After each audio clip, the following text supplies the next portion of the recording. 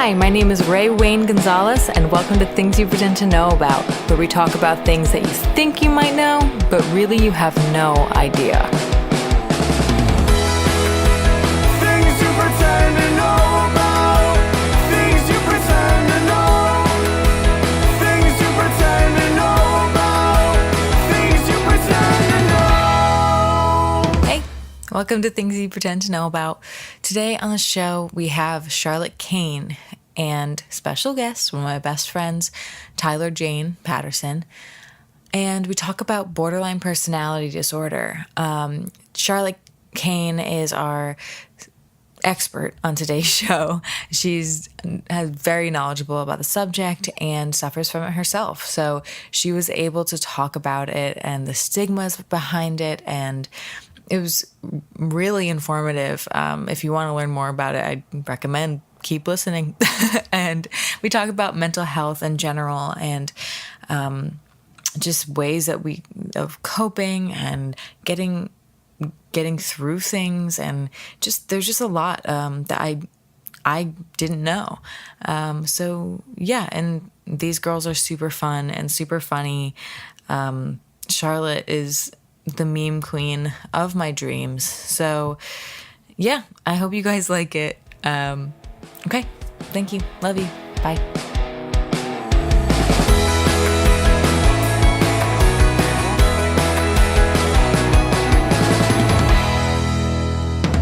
Sorta now. And I'm here with the meme queen herself, Charlotte Kane, and a very good bestie friend of mine, Tyler Patterson. Do you want to say hi, Ty? Hello. Okay.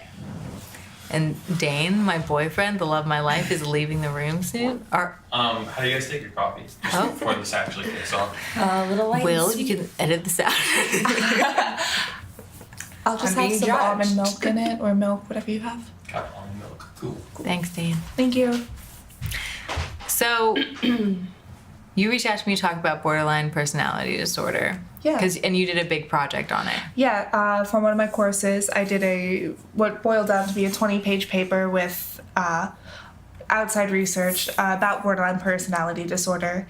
It's a disorder that's fairly new, and there's a ton of stigma surrounding it, and there's a really bad reputation about it, and the point of my project was to break that down and kind of break down where the stereotypes come from and why they end up what they are. Yeah. So I was under the impression that we were talking about bipolar disorder because I kind of felt like they intertwined. Yeah, me too. So are there similarities to it? There definitely are. I would say the main difference is, whereas with bipolar disorder, there's definitely the strong onset of manic phases. You don't necessarily get that with borderline. Borderline, there's a lot of quick to anger, a lot of attachment and abandonment issues, a lot of, what do you call it? Well, with the attachment and abandonment, it goes kind of deeper than that. There's a quick attachment to people and putting them on a pedestal, and then one small thing will change, and it's they're right back down. They're down in the dirt. Yeah. And it's just how they form these connections with people that really start to affect them. Or if a seemingly small thing happens, they'll take it so to heart. It's a very emotion-based mental illness. Okay. And would you say that's more of a social disorder rather than bipolar being more of a chemical imbalance? Or I don't really know anything about this. I'm definitely going to sound ignorant. Yeah, I would like to know, the stark differences between the two. Well, so I would definitely, it is classified as a mental disorder because actually, so part of the thing I did for my project is I surveyed those with BPD and those without it to get a broad spectrum of things, and what I found is that 84.9% of people with BPD also have depression. So it's heavily tied in with other mental illnesses. It is very rare to see it alone. Okay. So oftentimes it's just the amalgamation of these symptoms together that manifests into that. So it can be taken from other mental illnesses, which is often why it goes undiagnosed, and it's hard to identify. There is no medication for it. So that would say that's another stark difference between this and bipolar. Like, there's no lithium for this. You just have to go to a different type of therapy, which is DBT, which is dialectical behavior therapy. Yeah, so can you talk about that more? Yeah, so I have my handy dandy notes. DBT really works on emotion regulation. There's distress tolerance, dealing with invalidation, and how to talk about our emotions with stuff like that. There's a lot of different ways to go about it. DBT it focuses on the wise mind. So oftentimes, people with borderline personality disorders, such as myself, we have our disorder talking at us. And a lot of times I explain it as a snowball. One wrong thing will happen, and then from there it's my fault. I'm the worst. I'm always going to be like this. I'm a fuck up, and it doesn't stop. So DBT helps stop that. Mm-hmm. It lets the wise mind cut in and say, okay, here's the situation. The disordered behavior is saying this. The wise mind is saying this. How do we reach a middle that can bring me peace? It's very Eastern. Cut this. Okay, you want me to cut this? Well, no, just say it. There's... We're all about sounding a little silly. No, because there's another something behavioral therapy. Cognitive? Yes. Yes. Cognitive behavioral therapy is really, really good for people with depression. That's my doctor recommended. Yeah, that's really, really good. Because it's basically, isn't it like targeting? It's targeting the an trigger, yes. Yep. And like figuring out the different coping skills for. Yes, that sounds very, very interesting to me, and that sounds like, because like, therapy is fucking scary. Yeah. It is scary. I'm like a super, I don't want to do that type of thing. I'm an advocate for therapy, and I'm too scared to go. You know? Exactly. I feel the same exact way. No problem. Yeah, but that, when my doctor kind of talked to me about that, like that seems, like, I feel like there's also like a stigma around therapy. Oh, yeah.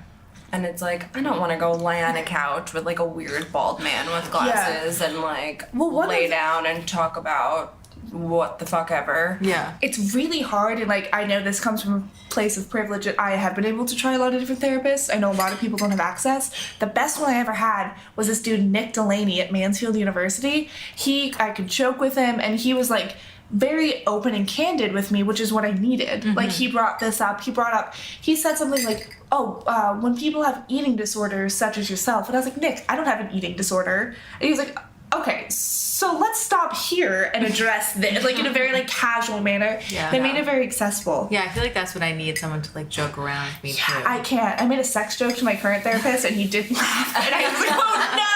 Because he was talking about, like, sex as, like, a coping mechanism. I was like, I guess I'm just looking to fill the void. And I was like, fill the void. And he was like, shit. I was like, yeah, so. And I was like, okay, Mike. I also feel like I have, like, a fear, and I feel like a lot of people probably have the same fear that, like, I'm gonna go talk to a therapist and be like, sometimes I want to fucking kill everybody, and sometimes I want to fucking kill myself, and they're gonna be like, okay, well, this You're going to a ambulance psych is ward. outside for you, and you're gonna go into the loony bin. Like, that also kind of holds me back, and I feel like it probably holds a lot of people back, It too. absolutely, there really is such a fear of that, even with myself. And, like, I've been going to therapy for years, and, like, I still have a hard time if I'm having, like, these thoughts to telling my therapist, because I'm like, it's like, that's like, fun, you're mommy. supposed to do that, but they can also be like, gotta go. You know when, like, the ice cream truck is falling on SpongeBob? He's like, mate, strike me down and live! It's like, I want to kill myself and live! Yeah, Like, right. it's not that serious! Oh, SpongeBob's so deep. I know, really. So real. I Really. love SpongeBob.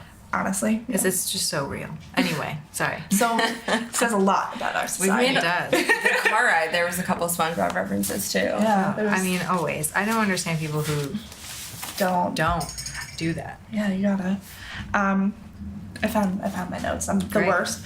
So DBT was founded by Marsha Sinchen, and it focuses on interpersonal effectiveness. So it's really about, because again, there's no medicine for this. So it's about how we can best set ourselves up to deal with this and know what we need and how to communicate what we need. A really big stigma about those of us with borderline is that we're manipulative, and that comes from having troubles communicating what we need. Okay. And honestly, it was a little, I don't want to say heartbreaking, but it hurt when I was reading the survey results, because one of the questions I asked for the general survey, which is all about any mental illnesses, if you have them, if you don't, doesn't matter, answer this please. It was like, people have heard of BPD. 72.2% of people surveyed said that they've heard negative things. And some of the negative things were like, people with BPD are abusers, they're manipulative. One of them says they suck the life out of the people they encounter. Can I ask a question about this? Yeah. Does that stem from paranoia? Is that like... It definitely that, but I also... can see that.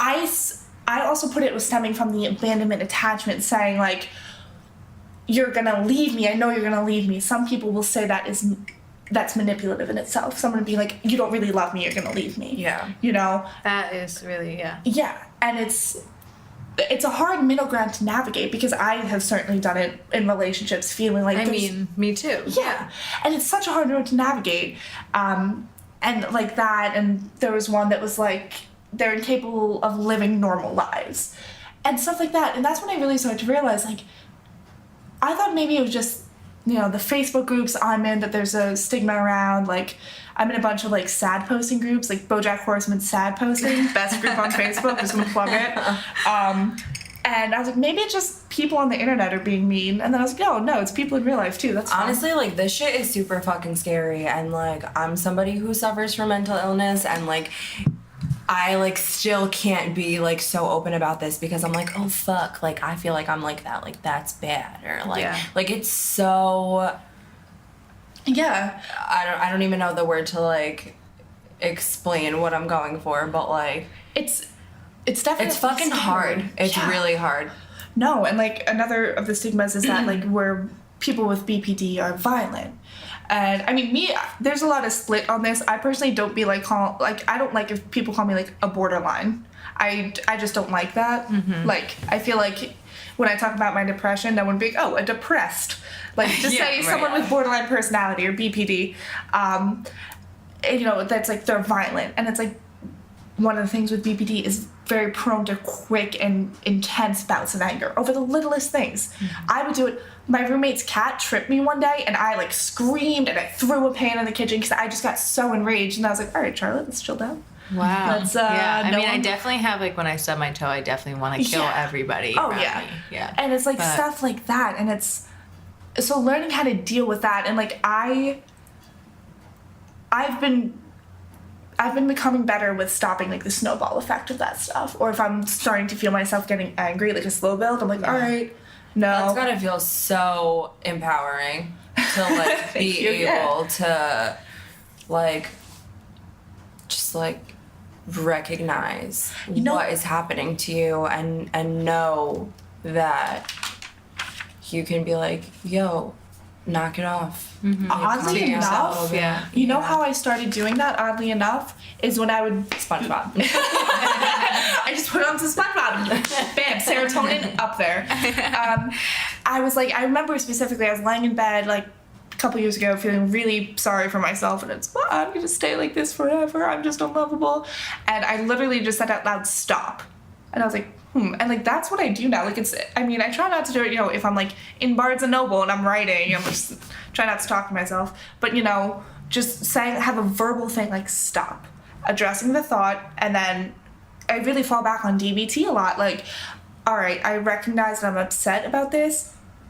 I'm okay to be upset about this, but my reaction to it is not okay. Can you say what DBT is again? Yeah, the full thing. Dialectical behavior therapy. So with dialectical behavior therapy, do you go somewhere? A lot of therapists specialize in it. That's another thing. A lot of therapists, unfortunately, won't see people with BPD. Really? Can we just get like a fact check? How new is this diagnosis? I think it's fairly new, because actually one of guys I see was like, oh, like I did my research with the founders of DBT and the founders of like the people behind putting a name to borderline personality disorder. Because like I said, like for a long time it was just called like emotional dysregulation disorder, and like I've had people describe it as like complicated PTSD because it does stem from trauma. A lot of times from childhood trauma, sometimes it's later in life trauma that stems this, but it is, it affects the psyche and it affects how your personality deals with things, Sure, yeah. So, do you think it is a chemical? It's a mental disorder. But do you think people with that chemical? I keep saying imbalance. I don't really know the right words. No, yeah, that's. I think that's accurate. That's I've been saying accurate. I've been saying it like accurate so much. I've been saying onyxly though. like Pokemon, like Onyx. With family, and I'm like, yeah, that's super accurate. Fuck. But, so do you think that people with that chemical imbalance are more prone, and that have suffered through certain traumas are more prone to this? Because like I don't think I've lived a pretty privileged life, and I'm pretty mentally like I don't really have I haven't suffered from depression and I have a little anxiety, but I wouldn't say I have anxiety, I just get anxious from time to time, but but I've suffered from some traumas. Like there's definitely been some parts of my life that's been like have affected me, but like I think I kind of learn from it. But I know it probably can affect more people with different bodies. Basically. No, yeah. So what in my survey to those with BPD, pretty much I'm gonna go with 98% if I add up all the percentages have another mental illness with BPD. So it's very rare, if seen ever, that it's a standalone. It's almost always seen with depression, anxiety, PTSD, eating disorders, stuff like that. So I would definitely say that it's always in conjunctions with something. In my experience, in my research, totally up for debate. But it's most commonly seen with depression, anxiety, PTSD, and eating disorders. Fab Four. That's interesting. That's super interesting. And actually, so all the DPD stuff I got is from my eating disorder clinic. So it's really interesting to see how hand in hand eating disorders and BPD work, because that's another aspect of BPD is disassociation, body dysmorphia, and often that leads to eating disorders, unfortunately, which was something I dealt with, which again, it's so crazy how when someone puts a name to it, things make sense. Because I was just like, I'm a weirdo. I can't have mirrors in my room because I break them when I don't like how I look. And then my therapist was like, oh, have you heard of this thing called eating disorders, but also borderline personality disorder? And I was like, some people don't like the diagnosis. They're like, I don't like it. I don't think it helps. That's fine. For me, it helped because I knew how to explain what was happening. Okay. I knew how to talk to my family or, if I was like my friends and be like, this is what's happening and this is why. I'm not a science person, but I love having like an explanation for things because it just makes me feel more comfortable. That I can be like, this is why I'm dealing with this. And then I can know how to talk to myself and help myself, Yeah. I feel like I kind of struggle with the like, I'm going to put off going to the psychiatrist because I don't know if I'm ready to hear like, this is what you have. Right. Like my doctor is like, you have a chemical imbalance, you have a mood disorder, I'm gonna give you this. And like, I take it and I feel good and I'm like, I don't need to do that. But like, I feel like for me being here, I wanted to like join in on this to kind of like learn and maybe relate, and like hearing you say that kind of makes me think that like maybe if I did the thing that is like scaring me to like slap a name on something, like I could turn it to like what you turned it into, like something more empowering. No, definitely. I think there's a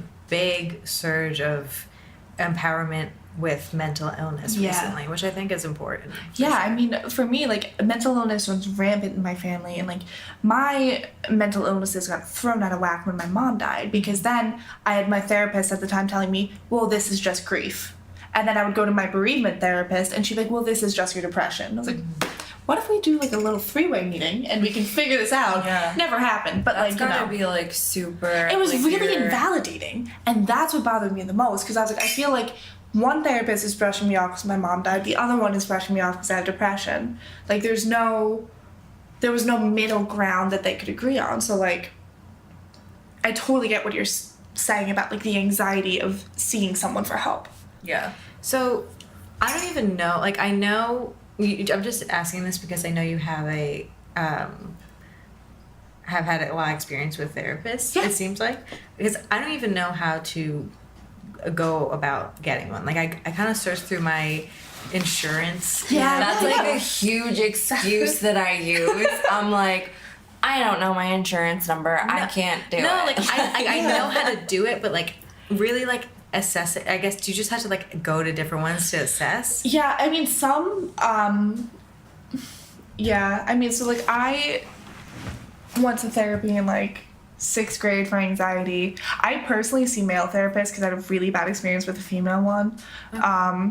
But, like, I just search. And then some therapists you can call, and we'll do, like, an intake session that's, like, 15 minutes just to get a feel, and there's no charge. Some don't do that. A lot don't do that. The ones that do are pretty cool. Yeah, sounds cool. Yeah, I feel like if someone did that, I would be like, you're hired. Yeah, like, it's just off principle. You're a down ass bitch. Yeah, you get You are me. my ride or die. Yeah, and like doing that for me, like my insurance copay is $75, so I always ask too if they have a sliding scale. And like, do you guys do sliding scales? Do you do payment plans? Do you do something where I can book 10 sessions at like European Wax Center? Like, I book 10 sessions, I get 2 free. Can we do something like that? Like, Yeah. So it's $75 every time you go, basically. I mean, while I'm at school, I just see an on-campus person. Ithaca College, really great. Everyone I've seen there is really great. It's just they're understaffed, so it's kind of hard sometimes because it's like you get to see a therapist like once a month. Yeah. So over the summer while I'm there, it's great because I can see them like every week. So I try to like get a lot in and then deal. Right.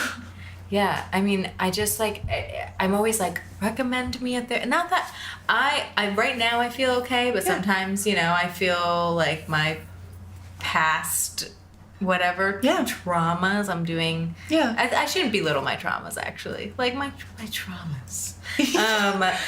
I think come up, you know, ebbs and flows. But, when I feel those high Yeah, no, It's I hard to super predict feel that, like, too. Yeah. like, for somebody that's like putting it off, I totally think every person Everyone. can benefit from talking to somebody that doesn't know shit And is about. objective. Yeah. Yeah. They're gonna tell you this is what's up, and they're being objective. They're not Right. doing it knowing anything. I also dread the whole like, this person doesn't know anything about me, so I have to like tell them my story I- and talk about shit that I don't want to fucking talk about Like, dredge anymore. up, yeah. Yeah. Like, that's like the worst part for me. I'm like, I really gotta like record myself saying everything, and when before I go to a new therapy appointment, like, here you go, buddy. I'm super. There you go. Make him a mixtape of my traumas. Honestly. Yeah, I think that's a lot, like, that's why people don't go a lot too, It's because they hard. have to find the right one for them. And it's hard. And like, I went through a period of when I was living in the city, I saw like 6 different therapists, like just back to back. So I was like, I didn't click with this one. This one was really expensive. This one didn't have availability. Like, and it's like, ugh. So it's just, you need commitment to your own mental health to really. Yeah, but it's hard, like you were saying, with the ebbs and flows, because there's times where I'm like, I feel pretty okay, and then something hits, and I'm just very sad, and I'm like, I wish I could do a therapy appointment right now. Right. You know, but it's Yeah, I know. That's like kind of how I was with medication too. It's like, you eat the pill and then you feel better and you're like, I'm so great. I don't need to do this And then you anymore. start taking And then you pills, you're stop like, fuck. and then you rip all your hair out and scratch your face off and Yeah. like, maybe I need to eat this again. yeah. No, yeah. That's another thing that always like is excruciating with me with psychiatrists is like listing the medicines I was on and like the dosage.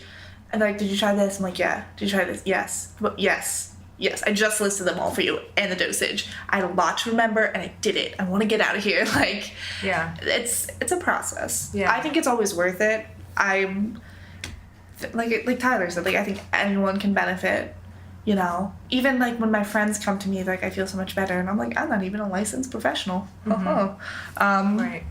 So yeah, it's definitely a process to find one though. Yeah. I think that's like just it's I think it's discouraging to some people when they first meet one that they don't click with, and Yeah. they're like, well, therapy in general isn't just for me. Instead of like finding the right one, Yeah. or Yeah, no, I definitely feel that because I've had therapy sessions where the first 5 minutes I'm like, no, it's like Yeah. a bad date. You're Yeah. like, this isn't going anywhere. yeah. I'll take the check.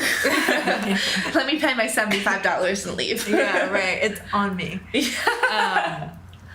Going back to the stigmas against BPD. Yeah. So, would you generally say people with BPD are manipulative or no? I don't think it's intentional. Okay. I mean, I'm sure with some cases there are. Would you say you're find yourself being manipulative at some points? No. I mean, I'm probably in my past before, like, with, like, my relationship from, like, 4 years ago, like, before I had, like, any sort of grasp on anything, I probably definitely did pull some of that shit, like, that wasn't great.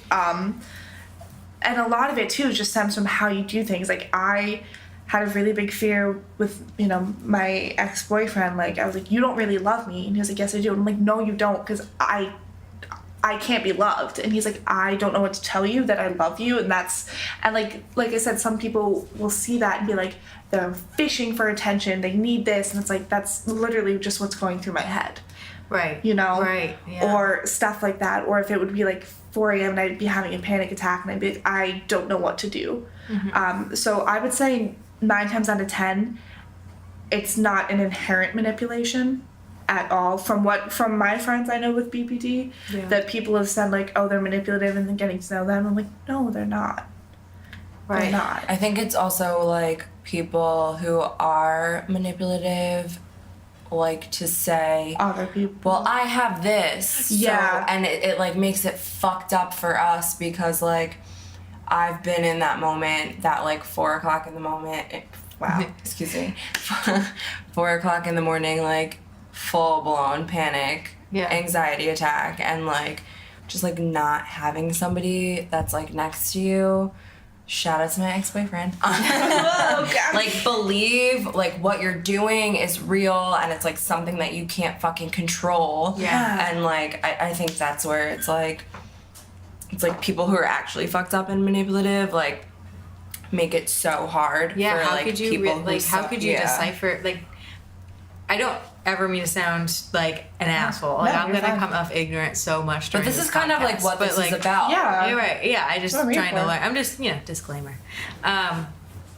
But how do you feel like you can decipher that from someone who's actually manipulative? Because I know some people. Because now I'm like thinking about the people that I really dislike, and I'm thinking like, well, maybe they have, Yeah. That's why Well, it's I like think it's like a thin line. it is. And I feel like something I notice, and like I don't know how to like explain, I don't know how to articulate this. Something I notice sometimes is sometimes people like to put a label on someone or something that they don't like to further it from themselves. Like I've had people be like, oh, they're XYZ because they don't want to self-identify as being in the same group as them, if that makes sense.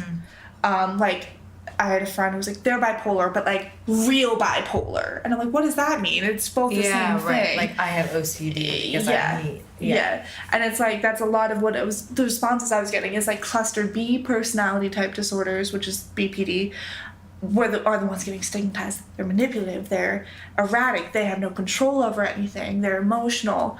But that's what, like, I feel like that's what all mental illnesses are, like anxiety, depression, like Yeah. you have no control. I fully think in another 10, maybe 15 years, hopefully sooner, BPD won't be stigmatized. I fully believe that because when depression first came out, they're like, it's those women in their uterus. They don't know what they're doing. Right. And then they were like, oh, a man has it? Let's look into this. It was shit like that. Anxiety started off as most of these mental illnesses do. It's white medical men in the early times looking at women with serious mental health conditions and saying, their uterus just moved up to their brain, man. We don't know. And then it's like when a man has it, they're like, whoa, whoa, whoa. Yeah. And then they look into it. Yeah. Like anxiety was hysteria. And it's a real thing. Like it's getting more and more accepted, even from like my older cousins who's like, you know, in their late 30s, like, yeah, when we were younger, nobody talked about depression. And now it's very out there and accessible to help people. So I do see an upward trend with that. So I'm hoping, and I do fully believe that this will happen with BPD. You start to see it happen with bipolar too.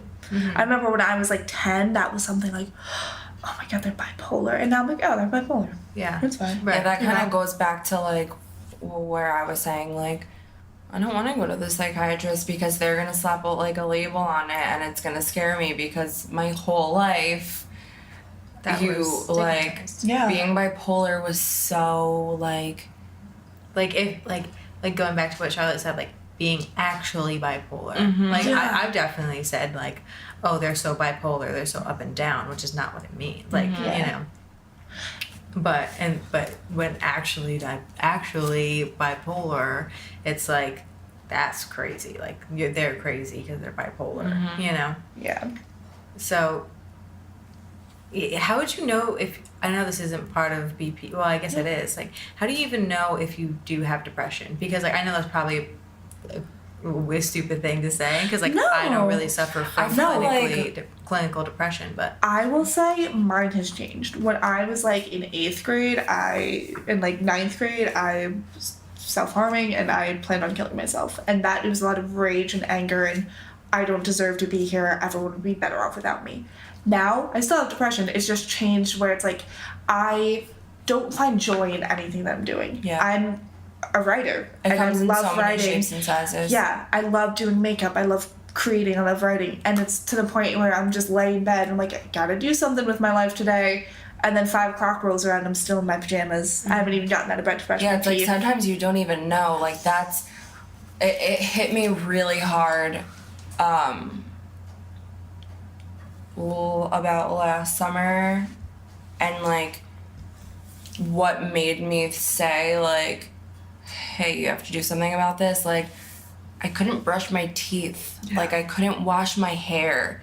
Like There was putting food makeup containers all it was in my just room. like my parents had to be like, move out of your apartment, it's fucking disgusting. Like you are living like if how I felt could be drawn out in a picture, it was where I was like, it was my surroundings. Oh, that's like a legitimate thing too. I used It's to write proven. in a journal like I brushed my teeth today. Really? And like that was like my sister, shout out to her, helped me with that. Like that was like, it sounds fucking gross, but like that's an what it accomplishment. is. That is what Yeah. it is. Like the most I could do today was like put toothpaste on a toothbrush and scrub my mouth. Like, and I feel awesome for doing that. Yeah. What were you going to say about that? That's a valid thing. Like it's been shown that people with mental illnesses, it's always seen like the messier the room is, typically the worse it is. And that's something I thought was an old wives' tale until I shout out Mr. Scampoli mentioned it in AP Psych, because my mom would always say it. She's like, I know when you and your sister are getting bad because your rooms are messy. I'm like, God, Mom, I'm a teenager, I'm just messy. Yeah. And then I was like, oh wait, that's actually, and I do it now. Like sometimes just making my bed, I'm like, holy fucking shit, I did it. Like Yeah. that will help so much. If I'm getting really anxious or overwhelmed or I'm just sad as fuck, I'll clean up my room and I'll make my bed and I'll spray Febreze or like light a candle, and sometimes that's it. Yeah. Sometimes I take a shower and like exfoliate, and sometimes I just can't do that. Like it's really hard because there is that ebb and flow. Like one day I don't even leave bed. Yeah. I mean, I definitely do all of these things as well, but I kind of just say that I'm lazy and but I don't feel like I can't do it. That's the thing. Yeah. Like, I don't feel like I can't get up and fucking take a shower after I haven't taken a shower in fucking 5 days. Yeah. You know what I mean? Yeah. That's just like gross. Yeah, That's I- just my being. I But do feel, I mean, you might like actually have the facts on this, but I feel like depression kind of goes hand in hand with like any like mental illness. Yeah. Because like I like kind of came to the realization with my doctor, who wasn't a psychiatrist, but like I am not anxious because I'm depressed. I'm depressed because I'm anxious. Like, I'm depressed because I have panic attacks and paranoia and anxiety. Like, it's not like, it can be so many different forms. It can be so many different ways. Like, I didn't realize, like, I didn't even fucking know. I was like, I'm not depressed. I can't be depressed. Like, that just is not me. But, like, I also can't, like, wake up at 11 o'clock. Right. Like, it just, like, sneaks right up on you and could just pop out of, like, the air. Yeah. And, like, it probably stems from so many... Like, I feel like it just goes hand in hand with every it's one of those diagnosis there is. It's like the salt and pepper Yes. of mental illnesses. It's more than likely always there. Some people have it with SAD, which is seasonal affective depressive disorder, which is Fitting. Yeah, I know. Like, that always makes me giggle. Yeah. And then some of them, like, some people in my family had it when they were younger and took medicine, and then they're fine. I don't know why this has always stuck with me, but when someone in my family was hospitalized for depression, my stepdad explained it as their brain is like oil and water. It's not really mixing right now, so they need to put something in so it could mix. Okay. I think it's just because I was really into cooking shows at that time, but like, that's always stuck with me. And I think that's a pretty great analogy to like help explain to people, like, sometimes that little pill helps everything be Yeah, like, that's the whole chemical imbalance. Yeah, right. Imbalance. And that's why I think people have a hard time with BPD, because, like I said, it's conjunction and combination of other mental illnesses. Right. And so, like, depression is tangible to grasp because, it's a chemical imbalance. How do you explain BPD? It's kind of it's like Mambo number 5, but with mental illnesses. Like a little bit of OCD in my life. Yeah, It's like all of that just mixed. And it's like, it's so hard because it's not one thing. I love that song so much. I used to hate that song when I was younger because it said my sister's name a little bit of Erica, and I was like, this is bullshit. What about Tyler? I had a question for you guys. Yeah. How do you, with friends, like being around friends, do you find it difficult sometimes not forming relationships, but like having friends understand you? Like, Yes. why you act the way you are. So, sometimes. not surprisingly, my best friend, the one who I've been able to tell everything with, also has BPD. So we're on the same get each wavelength. Yeah, and I'm like, I'm feeling this way.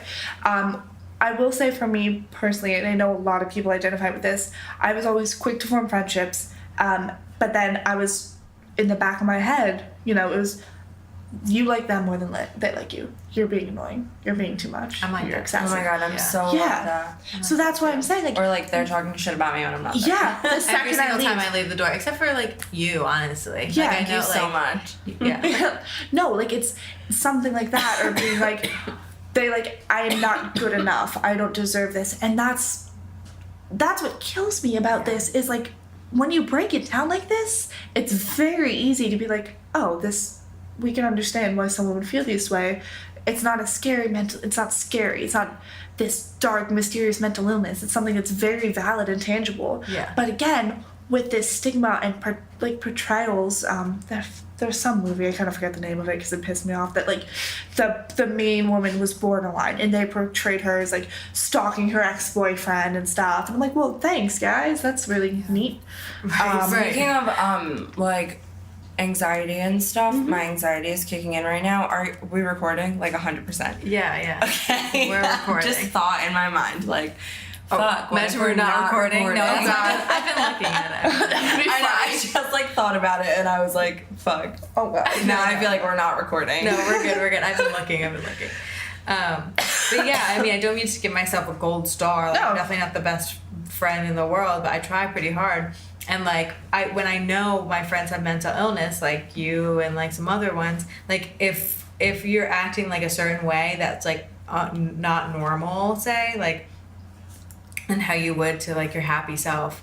And like I've seen it, like if we're in groups and they'd be like, why is Ty acting like that or whatever, and you know, yeah, like, for sure. And I'd be like, well, that's just Ty sometimes. That's and I like- don't talk about it, but like, I struggled with that for a really long time too. Like I never like could feel like I needed constant stimulation, but like it wasn't enough. Yeah. Like and like I do, like I'm not lucky that all my friends fucking suffer from similar shit as I do. Yeah, we're fucked up. I'm so lucky that I have such a great group of friends. Yeah. But everyone's like super understanding of each other. Yeah.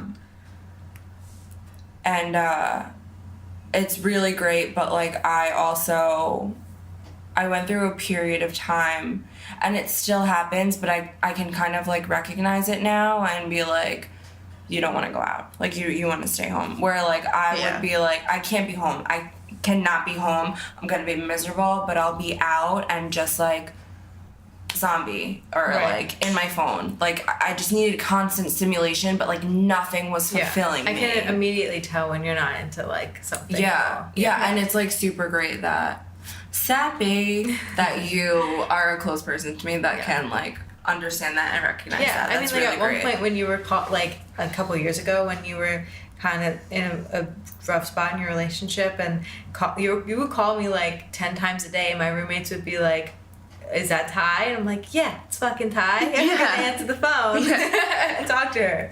Yeah, and I mean, my group of friends up at school has been completely understanding with everything, because they all have stuff that they deal with, and like, I would say everybody does, and I think like that's why like it's more of like the newer friendships that I'm creating. Yeah. I feel like because people are talking about this shit, like people are recognizing, like I feel like every single person in the world like suffers from something, has like some of these issues, and like now that it's being talked about, like that's why we're forming these new relationships with people, and like we're like, oh, I can relate to you on that, because it's like quote unquote okay to talk about now. And that's what like my thing with BPD is, like, first of all, I think the name scares people, because if I said, oh, I have emotional regulation disorder, fuck yeah, like, oh, I'm but then I'm bipolar, like, and then it's like, saying. oh, I have borderline personality disorder. They're like, oh man, didn't they make movies about that? Right, like, that sounds like you're crazy. It's crazy a lot, person. exactly, and that's what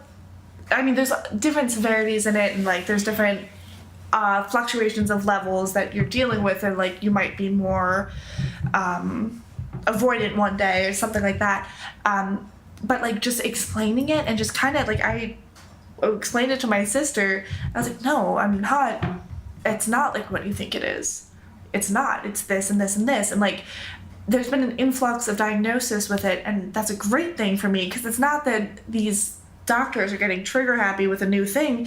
It's just saying, oh fuck, that's why medicine and therapy wasn't working, because it was helping some things, but not all of it. Right. And you can see it that when people start going to DBT with this, they get so much better. Because they're learning the skills. Because a lot of times it's like, oh, I know logically I'm not a terrible piece of shit human. I know I'm a great person. I'm really nice to people, and I have like some things to offer the world. Yeah, you've always but so nice. It's like, oh, thank you. But it's like that voice that just beats you down. And like that's one thing that one of my therapists brought up. He was like, that's how I know, because you know it's illogical, but you still believe it. Yeah. You know, right. And it's like that's where DBT comes in, and I can regulate, or like I have always been told my whole life, like, you're just too sensitive. And so it's very validating when you're home with family and they're being bitches and you say something, and like, oh my god, you're literally just so fucking sensitive. And it's like, no, dramatic, I'm not. Oh my god. Well, so like it happened during like, I don't know, one of the times. And I was like, okay, so I'm too sensitive. I've been too sensitive for 22 years. Pick up the fucking pace and deal with it. Right. I can relate to that so hard. And like I'm like so blessed to have such a great relationship with my family, but that's always been like a thing. It's incredibly and I still say to them, and like they don't say it, like they don't. My sister is like, when's the last time anybody said that to you? But like it's just like that insecurity. Like I can't express how I'm fucking feeling to anybody and I feel like I have called you word for word and like said this to you, like I can't express how I'm feeling without somebody being like, you're overreacting, you're dramatic, you're I try not to say that to you. Before I forget, like going back to like the scary words, like how bipolar is a scary word and whatever is a scary word. Yeah. Me and Rae are murderinos. Shout out to My Favorite Murder podcast. But like those words are used to describe like those mental illnesses, severe forms. Yeah. Are like used to describe serial killers and murderers and rapists, and I feel like that's kind of where it all started. So like we associate. That's my whole thing. Like with these mass shootings that's been going on. It's like it's not a gun problem; it's a mental illness problem. Like, well, I have a lot of friends and I know a lot of people with mental illness, and they don't shoot up schools. No, that's exactly a debate I got into on Facebook. Someone said that verbatim because my pictures fucking reading the NRA for filth, and someone was like, it's a mental health. I was like, really? Because I had PTSD when my mom died and I sat with her dead body and I dealt with shit and I never shot up a school. I was bullied. I never shot up a school. Right. It's no. And they're like, oh well, that's a whole nother tangent I could freaking go on about, but no. And it's that perpetuates that. I'm like, no, you can't just be like, oh, this person who obtained these guns is, has a mental illness, it's fine. Right. But it's like even if we conceded and said that, they wouldn't even do it because they're still cutting funding for shit. Yeah. Like there's been times where I haven't been able to afford my medication. I'm like, whoop whoop. And now like yeah, I mean my mom doesn't, I mean she might, who knows, but I don't think she suffers from anything wild mental illness, but she can't sometimes afford it all, like it's just she can, but it's a lot of money, that she doesn't want to spend. I'm trying to find, there's like a really great thing in this because a lot of the things with BPD, like it's regulating the emotions and it's talking about dealing with invalidation and how to take any fear or disgust or anger you have and turn it into something productive. Not necessarily creating something, not like, I was angry, I made a cake, but a productive emotion. Yeah. That say, I was angry because I was angry, I made a cake. And then I ate the cake. I'm gonna do that. I'm gonna make a cake and Angry I'm gonna cake. frost it and write on it. I was angry, so I made a cake. Yeah, I mean, honestly, I did that with brownies. I went over to Alex's house and I made like a double batch of brownies. I was like having 6 of these and no one could stop me. Oh yeah.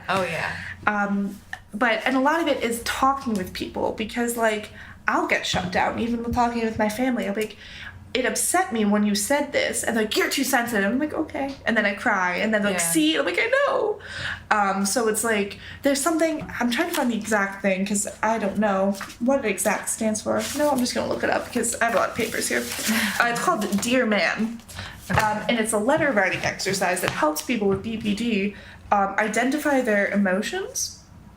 Oh, I actually have it written down. So the dear part is describe, express, assert, reinforce. Okay. So something like that would be like, let's say Tyler yelled at me in the car, let's say. Sorry to use you as an example. So I described it, be like, Tyler, when we were driving in the car, you yelled at me, express. I felt upset because it wasn't anything that I had done or taken out. Yeah. And then like assert being like, I want you to not yell at me because it brings out my anxiety, or I don't like how this feels. And then reinforce and being like, that way there won't be tension. And then the man is mindful, appear confident, and negotiate. So a lot of it is dealing with that. Like I've had to do this with family, like they'll try to change it because no one wants to be in the hot seat. Like I don't know, the Tyler example isn't working well because, like, all right, so I'm just going to do one that I had to do to a family member. Last time I was home, you made a comment that I ate too much dessert. I felt self-conscious and embarrassed because there was attention drawn to what I'm eating. I want there to be no comments on what I'm eating or how I eat. That way there won't be tension. Then, as always, you're too sensitive. So I'm like, I'm going to go back to my point, no discussion about what I eat, and just keeping like a level tone, not getting hysterical and being like, when I was in a bad place with my mental health, no one made jokes about that. When I'm in a bad place with eating, I don't want any jokes to be made about that. Totally, make jokes about my music taste like you always do, and you lighten it up. But there's a way to keep that direct line of this is what I want, and I'm not budging. Yeah. Because so often, and you see this with anxiety, depression, people will make a simple request. and they just get shit over. Yeah. Because they're like, you, and you're like, okay. Yeah. You know. Right. So like stuff like Dear Mans are Really like super interesting. helpful for that. I think they're just helpful for anyone. Yeah. I mean, They're definitely. like a really good way to like write down it's like a list of demands, but without you attacking the Yeah. person. How do you like deal with that with your family too? Because like putting people in the hot seat per se, like because like honestly, like I never asked to go to therapy so there's a period of time when my parents split up, and there's a lot of drama to say the least. I remember that. Yeah, Like and so vivid, that yeah. whole. I mean, me too, but Yeah. it's yeah. burned in there. But I never want to be like, hey mom, can you help me find a therapist because, you and dad made me need therapy. Because they really like they did, but like also like they're don't wanna- such good parents and like I'm so lucky to have them Yeah, as but parents in my like life. people but make there's make everyone. mistakes and fuck shit up. I think Everyone a does. really I'm great sure way- maybe someone needs therapy because like I said some stupid shit to them in middle school. Like, Actually, you never Ray, know. one time you didn't smile at me in the hallway, and I've not been the same. Honestly, probably a bad day. Probably I was dealing with my parents' divorce. I think a really great way to do that would be like, hey, I was, state like, I don't know your exact relationship, how close you are, but like, Very like, close. yeah, just make, like I really want to talk to you about something because we're so close. Make, I'm realizing, some stuff that's I've dealt with in the past might be, it's kind of creeping back up on me, and I wonder if you would maybe help me find a therapist. Yeah. And you don't have to get into the details. She very well might be like, oh my god, are you okay? What is it? And you could just be like, no, it's just some past stuff that I think would be helpful to talk to with an outside party. Yeah, Or yeah. like someone who's objective. Yeah. You can leave it at that. Yeah, I mean, like, I'm basically a full-grown adult at this point, so I can find my own therapist. But Yeah. I was just like, maybe for anyone, like, if anyone would be listening to this, like, Yeah. because I feel like that must be like a common thing. Yeah, and I always thought the more details I give, the better, and that's not true. Like, I attend an eating disorder clinic 3 days a week for 3.5 hours. And one thing... Still, to this day. I actually just started going. Oh, okay. Yeah, I finally just got into one. And so one of the things they said, because I was like, I'm really anxious about being home because everyone talks about what I eat. You're not eating enough. You're eating too much. Why are you only having this? Why are you're getting seconds? Didn't you eat today? Like shit like that. And a Yeah. lot of it is, unfortunately, the culture we live in. Yeah, sure. Every time I'm home and an aunt or a cousin will be like, oh, I'm trying this new diet. I'm like, okay. Even my own sister, I had to yell at her because she's talking on the phone with me. She's like, oh my god, this protein bar only has 100. And I was like, stop talking. Yeah. I can't know numbers. And so with that, like I always thought the details were better, but then we were all talking about it in like our group, and the woman running it was like, you can just say my nutrition team in Ithaca knows what's best for me, and just leave it at that. Yeah. And sometimes just the simplest thing, like just stuff that I'm dealing with, I think would be helpful to be, to talk to with an outside party. Yeah. And you can just leave it at that. Because everything is dependent. Like, I know if I ever tried to tell my dad that he's the reason I need therapy, it would not go over well. Right, He'd be, yeah, I was perfect. I'd be like, yeah, right, you are, Christopher. You've done nothing wrong in your life. Right. If I could like touch on some of that from Yeah. like personal experience, the like harboring and like not talking about the shit that bothers you with people and like what it's very hard to put this stuff into Articulate, words. yeah. Like from personal experience, it just like if I could have spoken up more to like certain people about shit that I wanted to like take care of, Right. it would have been so much easier than holding it all together and being so violently angry Yeah. and emotional and loud, because that automatically makes people not listen to what you're saying and be like, whoa, what's going on? Like, are you okay? Why are you like, it just totally diverts what you're trying to get across to like something like, what's wrong with you? You're Yeah. freaking out. Yeah. Right. And I think that's really hard for people like me. That's really hard. It would be really hard to be like, hey, this is how I feel and this is what I want. Like I'm an aggressive person. I like to hold shit in until I fucking explode. But that being said, you are really good at being like even with us, you'd be like, you've been ignoring me for a week or not, whatever it is, and then like I really like wish you would talk to me about this, you know, and then we'll talk it out. Like you are, I think you like learn from like your actions, or like, and you know that like talking it out is always best. Like even when I get into a fight with Dane, I try to like it takes a lot for me to like yell, because I know he's not gonna listen if I, or anyone, you know, but he's the one that yells. It's a lot for me to not yell. Yeah. And the like amount of times that I've felt defeated after like in the moment, it feels so fucking good to like be like, fuck you, like you are the reason for this shit, like I need help, I need you to like do this and like support me. When you like freak out like that, it just feels so much worse after the fact. That's why I would deal with a lot of guilt. Like I had to stop doing that because like, you know, even like when I was in like 8th grade and I was depressed and I told my mom, I was like, yeah, I fucking hate my life. Like I don't think I deserve to be on this earth. Just the second I said it, I was like, I shouldn't have said that because she was heartbroken. And I was like, it's nothing you did. You've been a perfect mother. It's just, I don't know. You don't deserve me, like, I don't deserve you as a mom. And then she was sad, and I was like, oh, I fucked this up. Like, you know, like, there's, right, it's that's so what I'm saying with hard. mine. It just, like, goes to show that it's not always, like, maybe she's born with it, maybe it's mental illness. That's right. Like, I have amazing parents and my sister is amazing and I've had so much support my whole life from these people that just like want the fucking best for me and have like helped me through so much shit, but like, and have supported me, but I still... But I see them even, you know, when you fight with them, like I see them at their wits' end with you sometimes, like I can't get through to Tyler, and but it's nothing you can help. Exactly. It's not always like we touched a little bit on like the chemical imbalance thing and like it's not always a severe trauma that you like I was just fucking born this way, like it just runs through my body and nobody did anything wrong to me, like I'm privileged enough to like nothing bad happened to me that I can fucking remember and think about.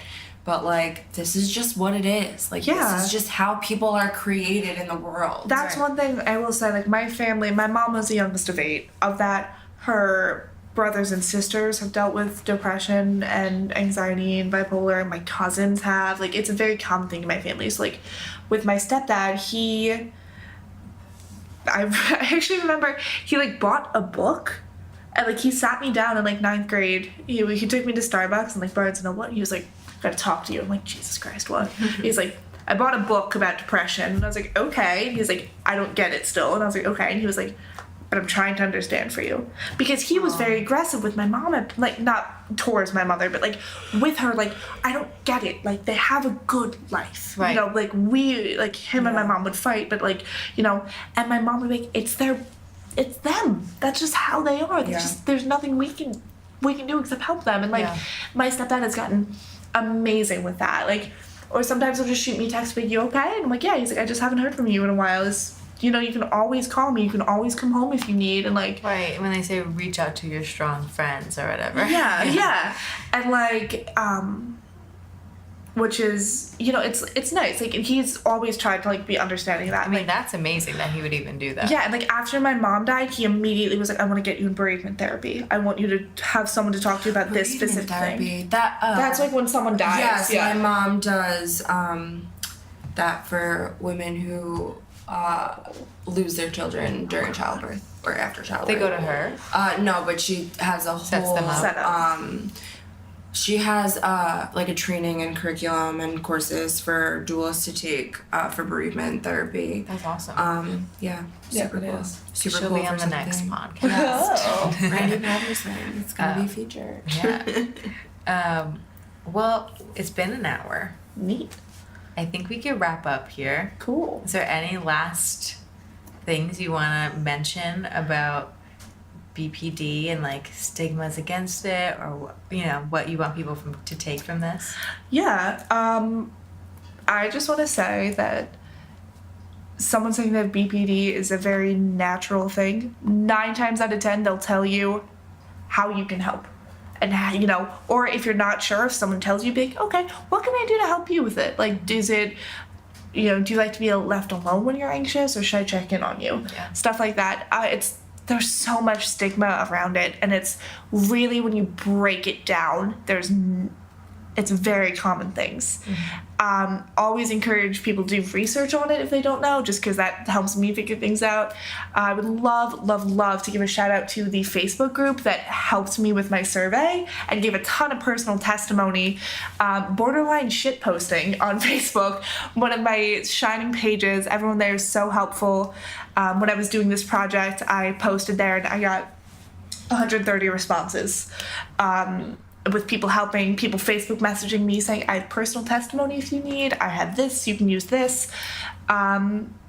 It's not a scary thing. It's not a mean thing. It's just a lot of different mental illnesses all wrapped up. It's like a mystery bag of mental illnesses, and it's fun. But we're humans just like everyone else, so be nice to us, please. Cool. As somebody who's like not an expert on like what I'm going through or like what other people are going through, doing this like with you guys has been like super helpful and supportive, and I think that like whoever's listening out there, whatever you're going through, like talk about it, learn more about it. It can help you. Like this helped me a little bit kind of figure out like where I'm going or where I'm at, and I'm gonna maybe like figure out my labels and wear them with pride, and it's really continue to like inspire myself and push and be motivated, and Yeah, It's- that's I can awesome. do it. That Yeah. makes me a little bit clamped to hear, Ty. That's great. it's also whatever helps you. Embrace it. Do it. Embrace it. yeah, Fuck like yeah. you are the only you, and like love that person. Yeah, baby, snaps all around. Oh. Love Okay. yourself. On